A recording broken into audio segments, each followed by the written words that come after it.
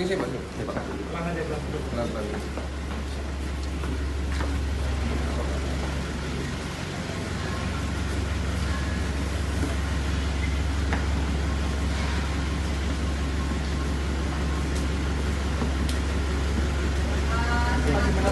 Pak, gimana Pak tadi di dalam Pak apa saja Pak?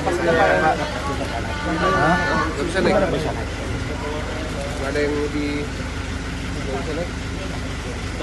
Ayo kita Pak, mungkin ada yang mau Pak, ada yang mau disampaikan Pak? Sampaikan Pak ke masyarakat Pak.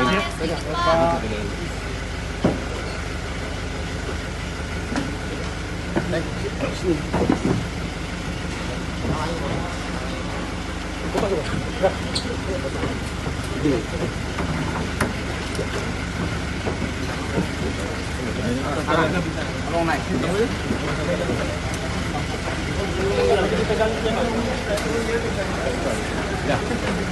Udah aman.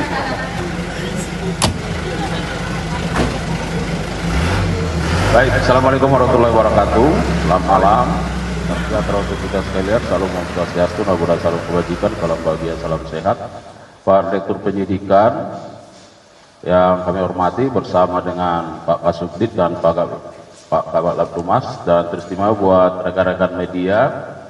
Yang pertama, terima kasih untuk kehadirannya karena pada malam hari ini akan ada keterangan pers yang akan disampaikan oleh Direktur Penyidikan sebagai update dalam penanganan perkara dugaan tindak pidana korupsi pembangunan jalan kereta api ya, Besitang Langsa pada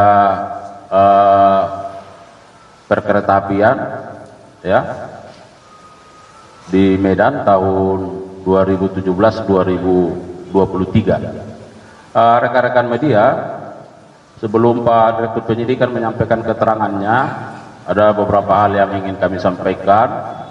Bahwa yang pertama,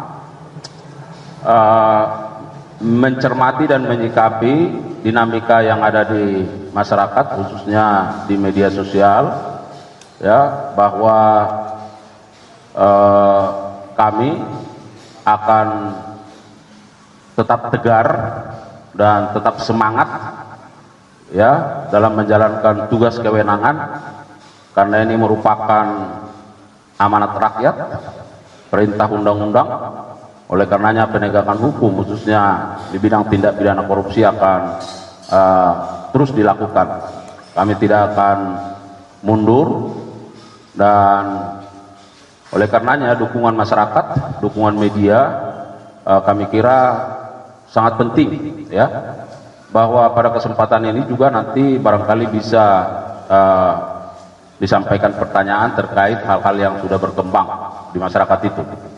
Yang kedua, bahwa penyidik dan kami akan terus menjunjung tinggi prinsip hukum presumption of innocence ya, praduga tidak bersalah dalam penanganan suatu perkara, khususnya perkara tindak pidana korupsi. Oleh karenanya tahapan-tahapan akan terus dilakukan sampai pada proses di pengadilan. Yang ketiga, rekan-rekan media, bahwa terkait dengan perkara ini, yang bersangkutan sudah beberapa kali dipanggil secara patut, ya, sudah beberapa kali dipanggil secara patut sebagai saksi, namun yang bersangkutan tidak mengindahkan. Oleh karenanya berkat kerjasama tim gabungan ya, baik dari Satgas Siri maupun jajaran Pitsus, mengamankan yang bersangkutan ya, dan hari ini diperiksa.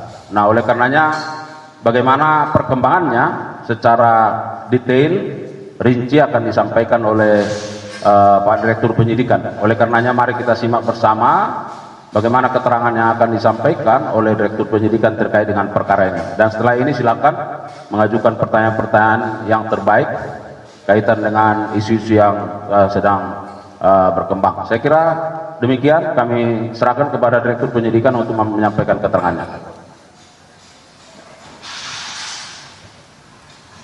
Assalamualaikum warahmatullahi wabarakatuh. Waalaikumsalam warahmatullahi wabarakatuh. Selamat malam, salam sejahtera bagi kita semua. Yang saya hormati tentunya teman-teman media yang pada kesempatan ini, malam hari ini hadir bersama kami semua. Yang terhormat Pak Kabus Penkum, pada kesempatan ini izinkan saya ingin menyampaikan perkembangan penyidikan terkait dengan kegiatan pembangunan jalan kereta api Besitang Langsa pada Balai Teknik Perkeretaapian Medan tahun 2017 sampai dengan tahun 2023. Teman-teman jurnalis yang saya hormati, pada hari ini Minggu tanggal 3 November 2024, tepatnya pada jam 12.35 WIB, telah dilakukan penangkapan terhadap saudara PB, di mana penangkapan tersebut dilakukan di Hotel Asri Sumedang, Jalan Mayor Abdurrahman nomor 255, Kota Kaler, Kecamatan Sumedang Utara, Kabupaten Sumedang. Penangkapan dilakukan oleh tim intelijen Kejaksaan Agung Republik Indonesia yang tergabung dalam Satgas Sire bersama dengan penyidik pada Jampitsus. Terkait dengan penyidikan perkara tindak pidana korupsi pembangunan jalan kereta api Besitang Langsa pada Balai Teknik Perkeretaapian Medan tahun 2017 sampai dengan 2023. Berdasarkan surat perintah penyidikan nomor 55 garis miring FD2 garis miring FD.2 garis miring 10 garis miring 2023 tanggal 4 Oktober 2023. Jadi penyidikan ini sudah 1 tahun, di mana saudara PB pada saat itu menjabat sebagai Direktur Jenderal Perkeretaapian pada Kementerian Perhubungan tahun 2016 sampai dengan tahun 2017, dan terakhir saudara PB menjabat sebagai ahli Menteri Bidang Teknologi, Lingkungan dan Energi pada Kementerian Perhubungan Republik Indonesia. Adapun kronologis dari kegiatan tersebut adalah sebagai berikut. Pada tahun 2017 sampai dengan tahun 2023, Balai Teknik Perkeretaapian atau BTP kelas 1 Medan melaksanakan pembangunan jalan kereta api Trans Sumatera Railways, yang salah satunya adalah pembangunan jalan kereta api Besitang Langsa yang menghubungkan Provinsi Sumatera Utara dan Provinsi Aceh dengan anggaran pembangunan sebesar 1,3 triliun yang bersumber dari SBSN, yaitu Surat Berharga Syariah Negara. Dalam pelaksanaan pembangunan tersebut, saudara PB memerintahkan kuasa pengguna anggaran, yaitu terdakwa NSS yang saat ini perkaranya dalam proses persidangan, memecah pekerjaan konstruksi tersebut menjadi 11 paket dan meminta kepada kuasa anggaran, yaitu saudara NSS, agar memenangkan 8 perusahaan dalam proses tender atau lelang. Kemudian Ketua Pokja Pengadaan Barang dan Jasa, yaitu terdakwa RMY, yang perkaranya saat ini masih dalam proses persidangan, atas permintaan KPA melakukan lelang konstruksi tanpa dilengkapi dengan dokumen teknis pengadaan yang telah disetujui oleh pejabat teknis, dan pemilihan metode penilaian kualifikasi pengadaan bertentangan dengan regulasi pengadaan barang dan jasa. Dalam pelaksanaan konstruksi tersebut diketahui bahwa pembangunan jalan kereta api Besitang Langsa tidak didahului dengan FS atau studi kelayakan, tidak terdapat dokumen penetapan trase jalur kereta api yang dibuat oleh Menteri Perhubungan, serta KPA, PPK, dan konsultan pengawas dengan sengaja memindahkan lokasi pembangunan jalur kereta api yang tidak sesuai dengan dokumen desain dan kelas jalan, sehingga jalur kereta api Besitang Langsa mengalami amblas atau penurunan daya dukung tanah dan tidak dapat berfungsi atau tidak dapat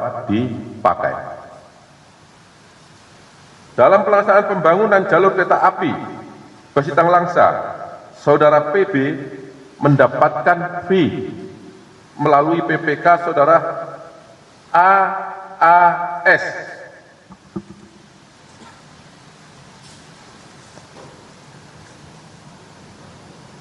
yang bersangkutan juga dalam proses persidangan sebesar 2,6 M dari PT WTJ.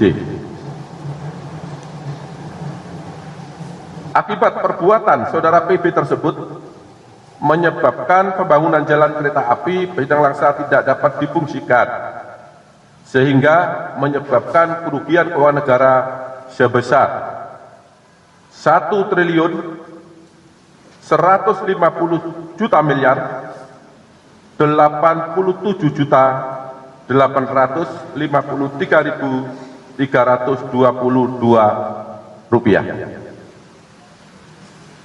Hal ini berdasarkan laporan penghitungan kerugian keuangan negara yang telah dilakukan oleh BPKP.